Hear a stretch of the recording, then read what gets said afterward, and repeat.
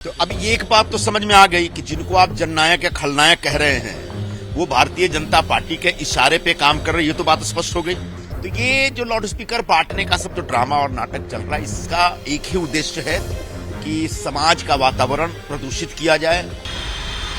Sir, कल हनुमान जयंती है, पुणे में राज ठाकरे का मंदिर में कार्यक्रम है जिसमें हनुमान चालीसा भी पढ़ा जाएगा। उसके अलावा अभी कुछ पोस्टर भी लगाए जहां पर जन नायक के तौर पे उनको भगवा रंग की चुनरी में दिखाया गया है। इसके पहले बाला साहब ठाकरे भगवा रंग की चुनरी में दिखते थे, क्या कहेंगे कुछ? देखिए, वो जननायक हैं कि खलनायक है, तो आने वाले दिनों में जब महाराष्ट्र का माहौल एकदम बिगड़ जाएगा, जिसकी पूरी साजिश रची जा रही है, तब उनको समझ में आएगा।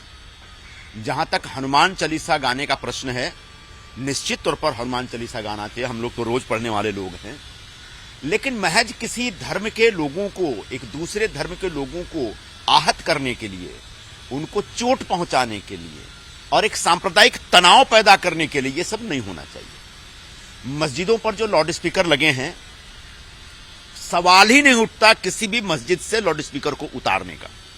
और अगर सरकार ने एक भी मस्जिद से लाउड स्पीकर उतारा तो यह सरकार के लिए बहुत ही शर्म की बात होगी, और हम लोग जाहिर निषेध करने वाले हैं इस पूरे विषय का, अगर ऐसा किया सरकार ने। तो अब एक बात तो समझ में आ गई कि जिनको आप जननायक या खलनायक कह रहे हैं वो भारतीय जनता पार्टी के इशारे पे काम कर रहे हैं, ये तो बात स्पष्ट हो गई।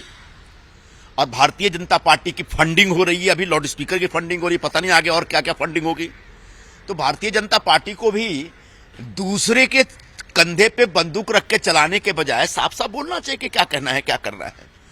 तो ये जो लाउड स्पीकर बांटने का सब जो ड्रामा और नाटक चल रहा है, इसका एक ही उद्देश्य है कि समाज का वातावरण प्रदूषित किया जाए, तनाव पैदा किया जाए, दो धर्मों के बीच एक तनाव स्थापित करके दंगे का माहौल बनाया जाए। इससे निश्चित तौर पर पूरा महाराष्ट्र, पूरी मुंबई बहुत परेशान होगी, यहां से लोगों को भी परेशानी होगी। लोग ये सब देख रहे हैं कि जानबूझ करके कोई पक्ष, कोई पार्टी, कुछ नेता मिल करके महाराष्ट्र का और मुंबई का माहौल खराब कर रहे हैं। लोग बहुत ध्यान से देख रहे हैं। सर, कहीं ना कहीं बात किया जाए तो लाउड स्पीकर को लेकर जिस तरह का बवाल चल रहा है, मंच से अध्यक्ष राज ठाकरे ने थाने में 3 मई को लास्ट अल्टीमेटम दिया है पुलिस को निकलना, और सरकार को भी चुनौती दी है कि 3 तारीख से पहले अगर नहीं निकाला तो हर एक मस्जिद के सामने लाउड स्पीकर लगा के हनुमान चालीसा मंच से करेंगे। देखिए, ये तो सरकार में जो मंत्री लोग हैं वो ऑलरेडी बयान दे चुके हैं कि उस भाषण को या भाषण देने वाले व्यक्ति को बहुत गंभीरता से लेने की जरूरत नहीं है। और ऐसे किसी की भी धमकी में आके अगर सरकारें लाउड स्पीकर उतारने लगे और काम करने लगे तो ये तो बड़ा गलत हो जाएगा फिर। तो इसलिए इस तरह की बातें लोग कह सकते हैं, जिसको जो समझ में आता कहते रहता है, लेकिन सरकार को कानून के हिसाब से काम करना चाहिए। और कानून कहीं से भी सरकार को यह नहीं कह रहा है कि आप लाउड स्पीकर उतारिए। सर, दूसरी बाजू मन से एक लगातार वार कर रहे हैं कि मुस्लिम धर्म को स्पीकर लगाने को परमिशन है, तो हिंदू धर्म क्यों नहीं लगा सकते? क्यों नहीं लगाते? लगाते तो हैं। क्या हम मंदिरों में आरती नहीं करते हैं लाउड स्पीकर लगा के? हम जब गणपति की स्थापना करते हैं और बड़े बड़े हम जुलूस निकालते हैं तो क्या हम डीजे का इस्तेमाल नहीं करते हैं? क्या मैं खुद करता हूं।